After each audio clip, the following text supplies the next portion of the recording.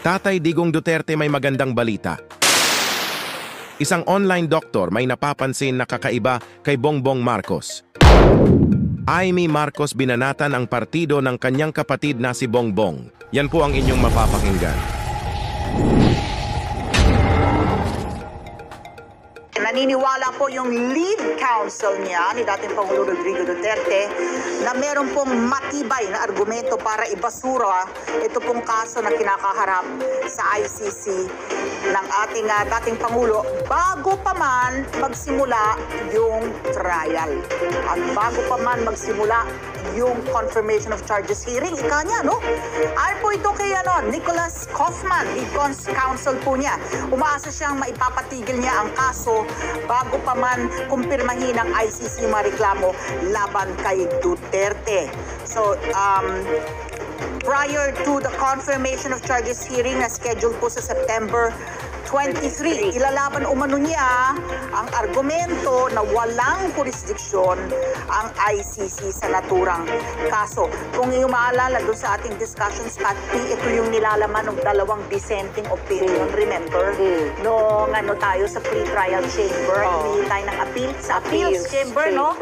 Nanalo yung tatlong judges na sinasabi na, the may jurisdiction. Meron dalawang dissenting opinion. Yun daw ang gagamitin nga ng defense. Na wala ng jurisdiction ang ICC, no? So, ayon po kay Kaufman, naging epektibo niya ang pagkalas ng Pilipinas sa ICC bago otorisahan yung pagsasagawa ng investigasyon. So, nasa dates, no? Effective na yung withdrawal natin bago sila nag-file ng application, bago authorized yung pagsasagawa ng investigasyon.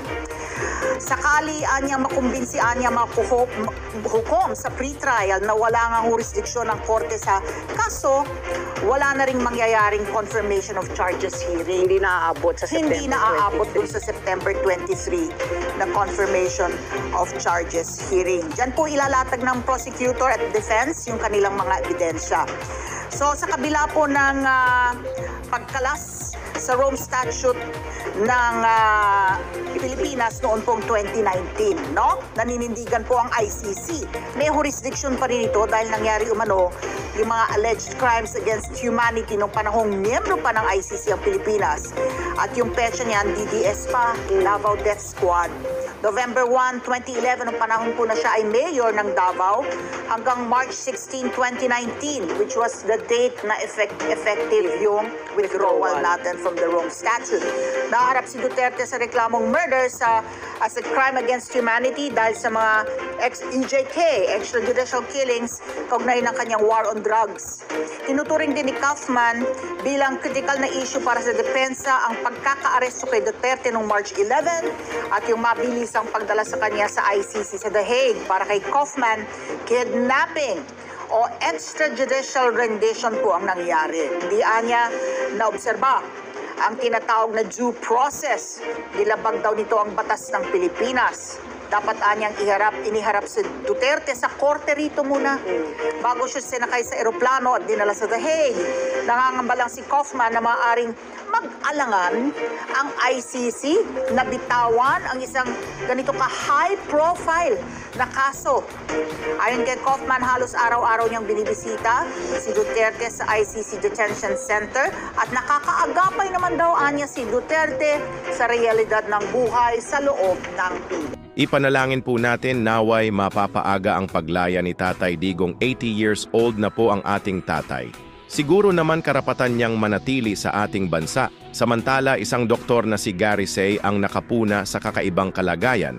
Ngayon ni Bongbong Marcos ito ang kanyang post, more than 30 years na akong doktor. At pag makita ko ang pasyente more or less, masasabi ko kung may something wrong o may health concern na dapat bigyan ng pansin ito.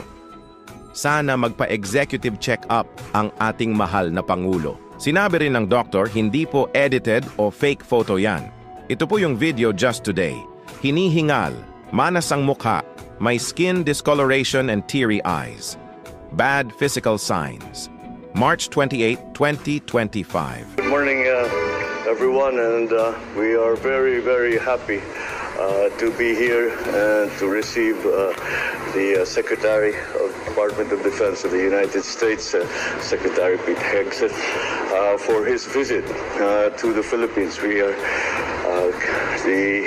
your visit to the region, and especially the fact that you have come to the Philippines as your first stop, is a very strong indication and sends a very strong message of the commitment of both our countries to continue to work together to maintain the peace in the Indo-Pacific region within the South China Sea. And I know that the work that we will do in the time that you have here, brief as it is, in the time that you have here in the Philippines will be extremely productive and very, very important for as we chart our way into the future, considering how complicated geopolitics has become.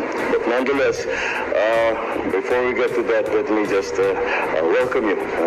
Sa ibang balita, iilang mga tumatakbong pagkasenador sa PDP laban tulad ni Senator Bongo, Philip Salvador at Rodante Marcoleta, dumalo sila sa isinagawang proclamation rally ni Isko Moreno sa Manila at dito mga kababaayan.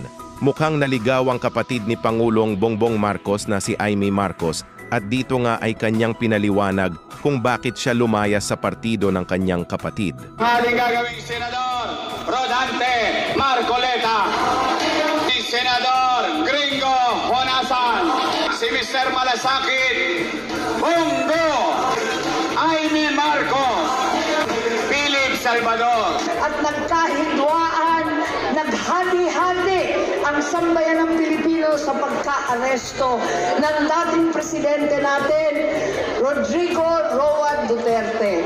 Hindi ko na kinaya na sumama pa sa alyansa. Alam po ninyo, napakalungkot nung nakaraang linggo, napalitaan natin at nagkahidwaan, naghati-hati ang sambayan ng Pilipino sa pagka-aresto ng dating presidente natin, Rodrigo Roa Duterte.